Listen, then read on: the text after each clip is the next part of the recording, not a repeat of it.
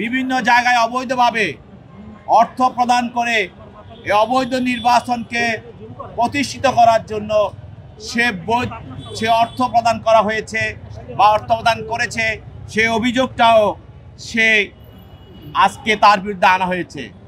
এবং সে যে নির্বাচনের হাজার হাজার কোটি টাকা সে লোপাট করেছে এবং হাসিনাকে খুশি করে এই যে হাজার হাজার কোটি টাকা যে বরাদ্দ ছিল সেটাও সে কোনো ধরনের হিসাবের বিবৃতি প্রদান করে নাই, সেটাও সে যে টাকাগুলি সে আত্মসাৎ করেছে, সে অপরাধ প্রস্তুত করেছে, সে বিষয়টাও আজকে তার বিরুদ্ধে অপরাধ হিসাবে আমলে নেওয়া হয়েছে।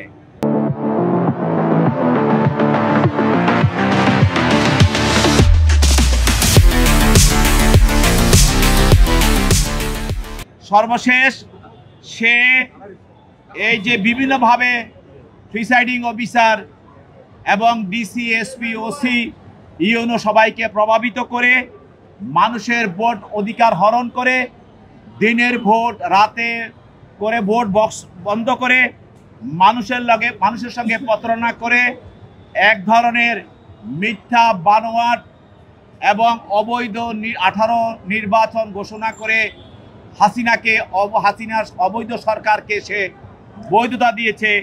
এটাই ছিল তার বিরুদ্ধে অভিযোগ। তার পক্ষে তার আইনজীবীরা ছিল, তার আইনজীবীরা তার পক্ষে রিমান্ড বাতিলপূর্বক জামিন প্রার্থনা করেছেন। সে বিভিন্ন ডিসি এবং বিভিন্ন এসপি এবং টিএনও সহ সবাইকে, ওসি সবাইকে সে নির্বাচন কমিশনের পক্ষ থেকে সে অর্থ যোগান দিয়েছিল। আজকে তদন্তকারী কর্মকর্তা এই ধরনের বক্তব্য বিষয়গুলো আদালতে উপস্থাপন করেন।